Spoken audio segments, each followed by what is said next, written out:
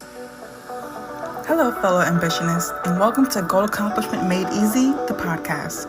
I'm your host, and this is where we turn your ambitions into actionable plans through proven strategies, personalized goal roadmaps, and a focus on progress. I'll guide you in breaking down big goals into milestones you can achieve.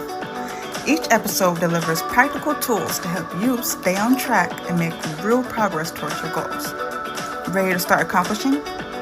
Let's dive in.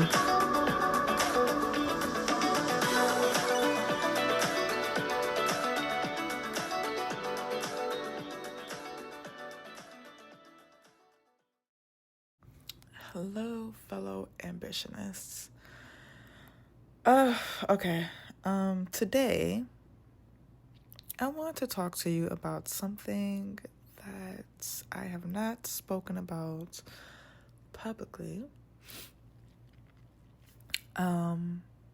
So today's episode is called How to Cope with Losing a Baby During the Holidays.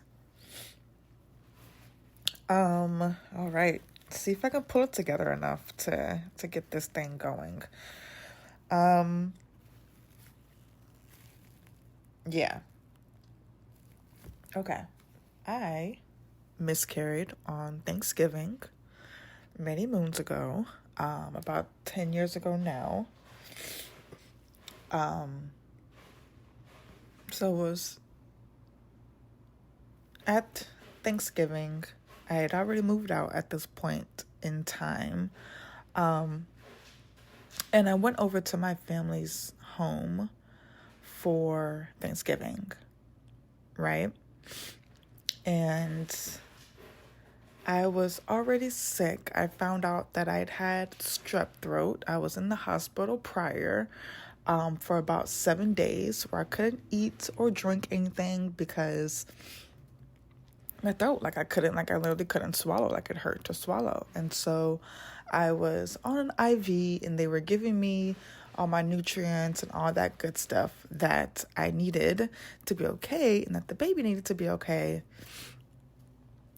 Through that IV because I couldn't take anything in. All I could do was spit because again, I couldn't swallow anything, not just food or drinks. I couldn't spit either. So I had a bag that I spit into. And I remember that because it was Thanksgiving Day. I remember that they went and checked me out. I think my blood pressure or whatever it was and went down. They went and checked me out, checked on the baby, and he was in there doing his little somersaults or whatever. I was like, I don't think he's supposed to be just floating around just willy-nilly like that, but he looked happy. And so they let me go. And it's Thanksgiving Day. So I go over to my parents' house. My mother is in the kitchen. She's cooking. This is a Black household. And so you don't go into that kitchen trying to eat anything. Or so was it that kitchen. You wait until the food is done. And I remember sitting on that little, that couch. They told me I need to eat something. I think Pops picked me up from the hospital. I remember them saying that I need to eat something because I hadn't eaten. And when I got off of that IV, by the time I got to my parents' house, when I tell you I felt it. Child was hungry, literally. But I remember sitting on that couch just waiting for her to get done in the kitchen. And I remember being so angry with her back then because I was like, you couldn't even give me a piece of bread, you know that I am pregnant. But obviously she couldn't have known what was going to happen later on. And so I am, I'm laying on that couch in the fetal position. After a while, my hunger goes from pain, like hunger pains, and then it goes to a little bit more than that. And I'm just I'm audibly making sounds of distress. And I remember her saying something to the tune of, it's not that, it's not that serious, or something like that, because I'm making all this noise, right? And so the food's finally ready. Everyone goes to the table. And at this point, I could swallow a bit. I couldn't like go in like mass amounts. I couldn't go on like I usually would. And I got a few bites in, and I was like, it's not, it's not feeling right. And at this point, everybody was already finished eating. They had already left the table, and I'm still sitting there, right? And I'm trying to figure out what I feel, because obviously, one, I'm a slow eater, so I always be the last person anyways. This is why if you ever go out to eat with me, I go ahead and get that to-go box, because I already know I'm gonna be the last one. So everyone had already left the table, right? And I feel the sharpest and worst pain in my life. And I'm not a dramatic person. I can be theatrical at times, but I'm not a dramatic person. And this took me out of my chair and onto all fours on the floor. And then I was like laying down on the floor. And after a second of that, after like it subsided a bit, for some reason I felt like I had to like rush to the restroom. I don't quite remember what I was feeling that made me feel like whatever's happening, I can't do it here. Or I don't know. Like it felt like, yes, it felt like I needed to use the restroom after the pain. So like I was trying to hurry up and make it to the restroom, right?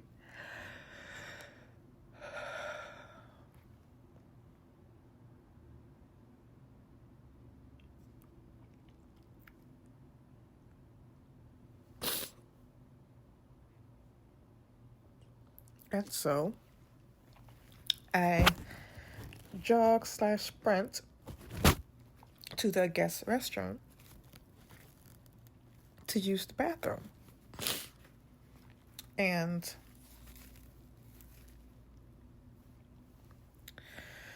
out comes all of it. There's nothing but blood. And I knew which piece was my child because it was the biggest. And I caught it. I'm in the bathroom, I'm on the toilet. I reached into the toilet under, my bits and caught it. Wasn't thinking about all the blood or anything like that because I didn't want it to hit the toilet bowl like it wasn't anything.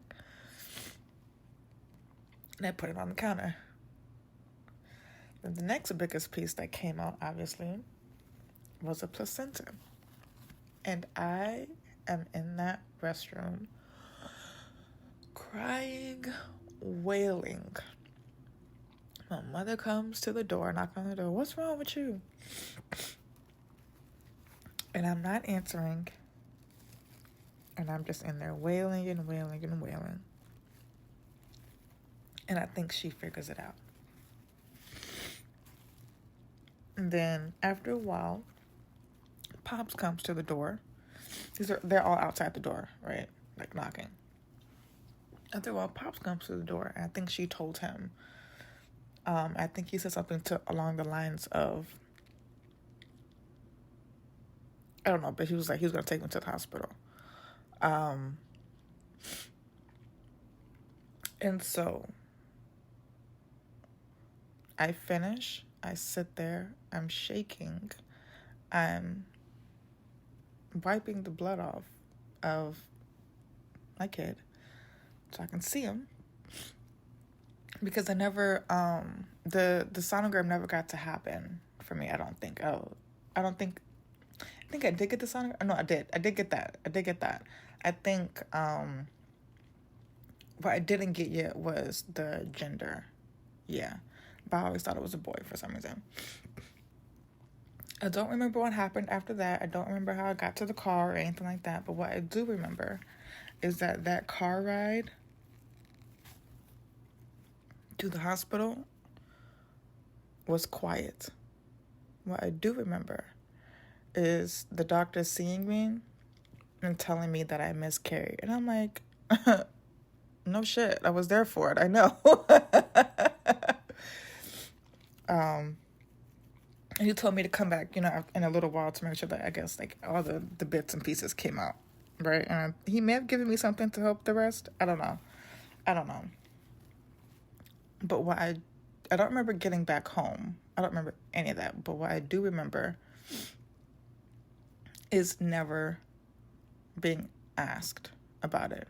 What I do remember is never talking about it. So that was 10 years ago. Not saying that I haven't spoken about it since. I'm talking about on that day. That drive was not asked. You know what I'm saying? And that was a common thread. So fast forward. It's been about 10 years. I don't think about it often unless it's around the holidays. And I always set up a little like Mother's Day, thing to little one up in the sky. But my spirit and my body both know on this week of November, something happened. Whether my mind is aware or not, I was having the best day of my life yesterday.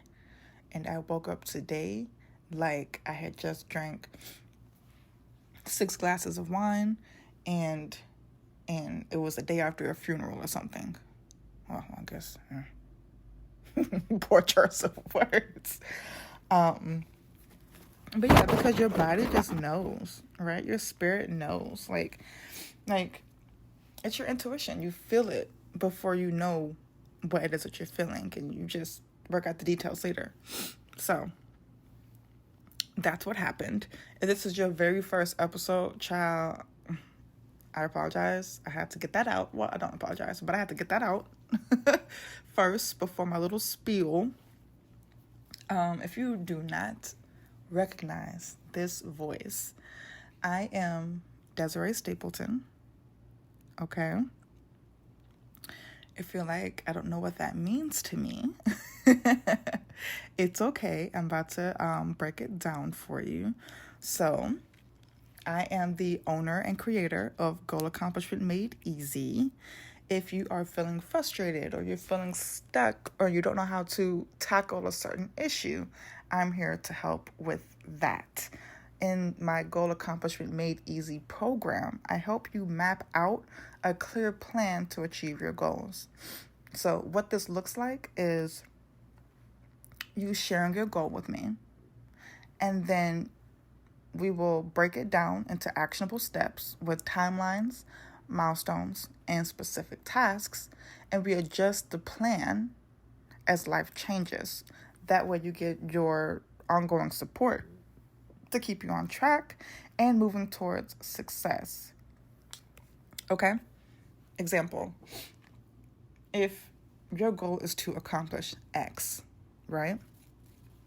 You and I both know that there are a series of things that need to happen in a certain way by a certain time for X to happen. I help you map that out, okay? And I help you tweak and adjust your strategy as needed, and you will have me until you accomplish the goal, right? That's the whole purpose. And then once we finish that goal, we will move on to the next. I don't just give you this personalized goal roadmap and then send you off. Like in-app, you're getting coaching. You're getting all the things. You have the support that you need to get the things done. Okay? That's the program. About me, I am a Harvard certified business strategist. I am a project management professional, and I am a 2-time 30 Under 30 honoree with a nomination for the Forbes Next 1000. My journey from surviving homelessness and a 97 Mazda protege to becoming a business leader, I feel like reflects a deep commitment to resilience, strategic planning, and personal transformation. So, I started my consulting firm to help individuals and organizations break barriers and achieve their most ambitious goals, because I am someone I feel like has overcome a number of challenges that were meant to deter and or break me, and they did neither of those two things. And now I am hell-bent on helping other people get through their things as well. And so my work has been featured in Forbes magazine, Authority magazine, Thrive Global, Entrepreneur, Blase Blase, because I'm passionate about guiding others on their path to success, using the same tools and strategies that help me transform my own life. So whether you're looking to streamline your operations or manage high-stake projects or achieve personal growth, I'm here to support you every step of the way, because if you don't know, I am African American, and Harriet Tubman is a very big she's a role model that I have in the back of my mind. And anytime I make it through something challenging and then I go and create something for other people, I just remember her saying that I go to prepare a place for you. And that's what it is. I went through it. I figured out how to get through it as unscathed as possible. And now for other people who are either on that path, in that path, trying to get through that path, I prepared a place for you. The other side of whatever you're facing can be beautiful. The life that you imagine can be beautiful, despite whatever situation that you're going through. So, let's talk about this, okay? Let's talk about how to cope with losing a baby during the holidays. Coping with the loss of a baby is one of the most profound and challenging experiences a person can face. And the added emotional weight of the holidays can intensify feelings of grief. While everyone's journey through loss is deeply personal, here are some strategies and suggestions that may help during this particularly tender time. Okay? Number 1, acknowledge and validate your emotions. The holidays often come with societal expectations of joy and celebration, which can feel overwhelming when you're grieving. Child, I'm over here dying and you smiling in my face. Yes, I want to watch The Grinch, but not right now. Damn, let me process. So, it's essential to acknowledge that your feelings are valid and it's okay not to feel festive in the moment.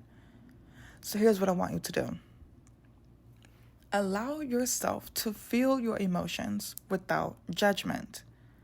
Grieving is a natural response to loss, and there's no right way to feel during the holidays. Number 2, communicate your needs. Friends and family may not know how to support you unless you share your needs. Being open about what you're comfortable with can alleviate misunderstandings. So here's what I want you to do.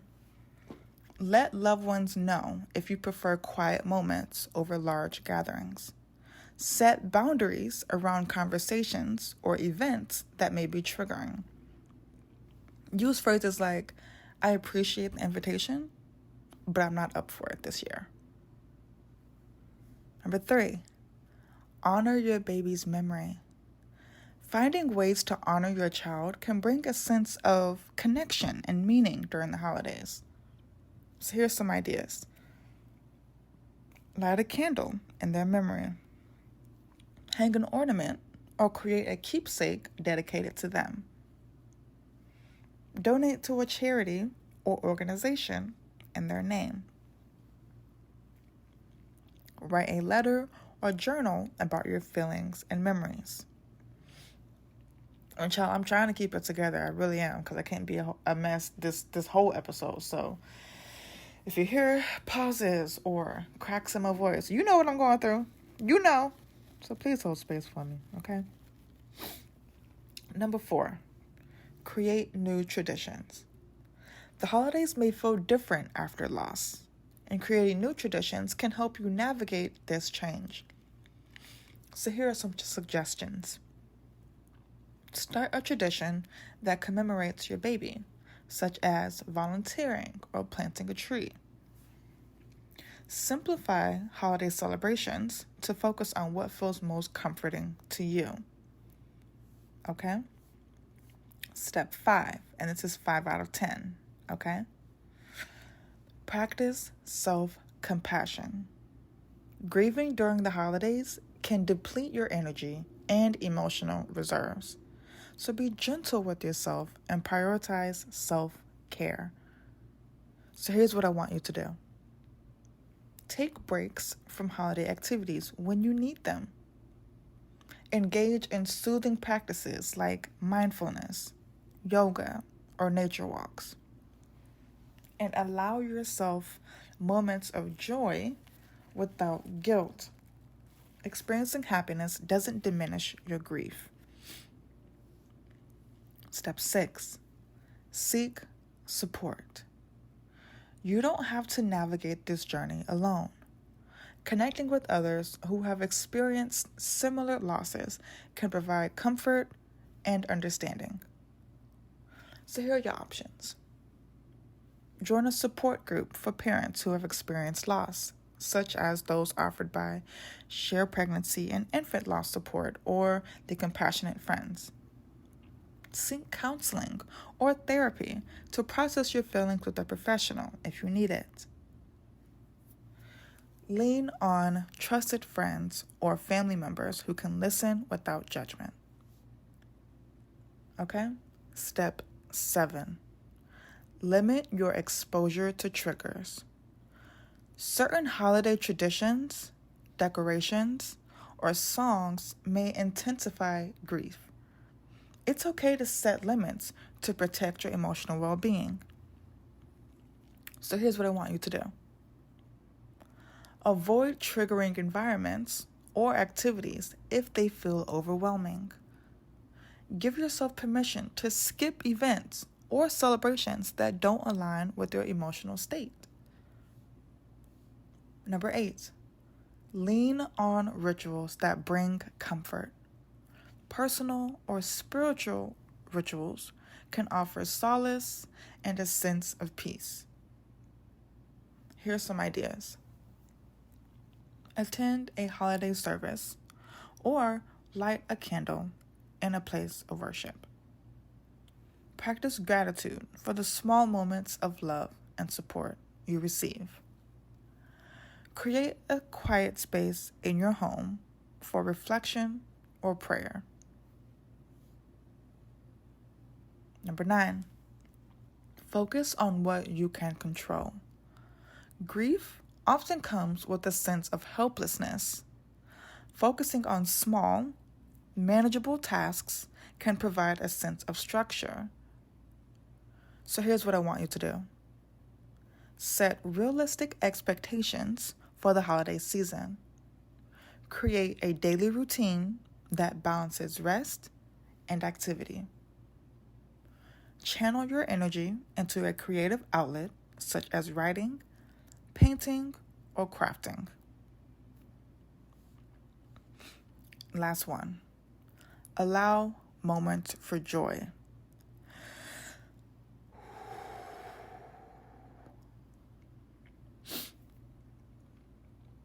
Okay.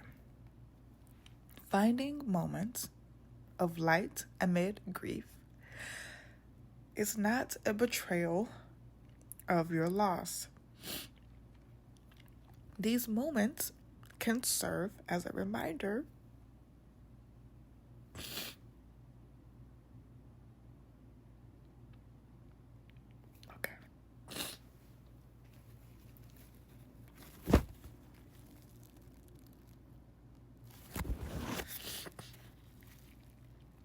these moments can serve as a reminder of your capacity for resilience and healing.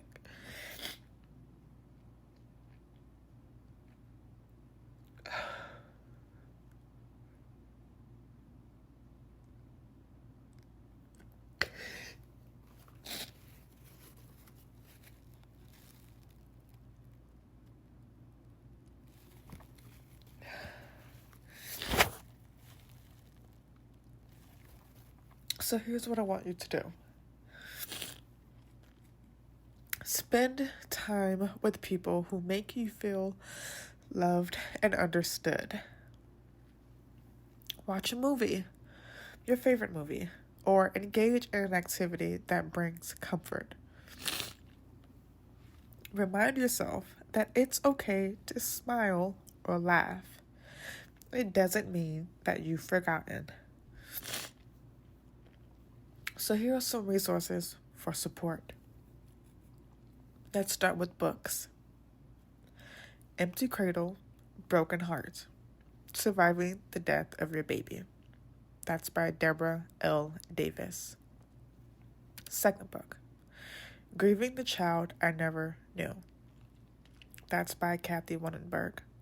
And that's KatheWunnenberg. Support groups. Share pregnancy and infant loss support. The second group, the Compassionate Friends.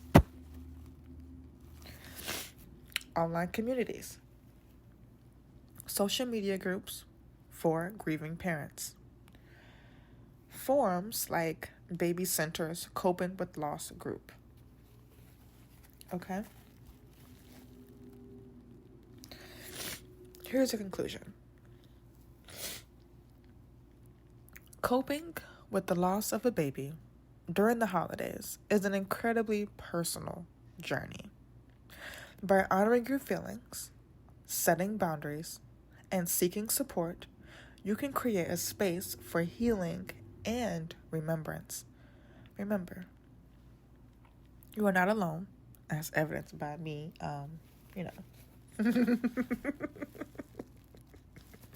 hanging on by a thread, baby. So you're not alone, okay? There's a community of people who understand your pain and are here to help you through it. Your grief is a testament to the love you have for your child. And with time and compassion, you can find ways to navigate this season with strength and grace.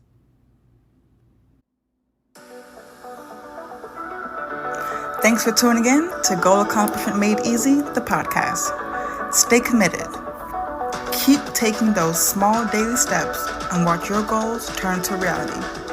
For more resources and personalized support, visit goalaccomplishmentmadeeasy.com, and we'll see you in the next episode.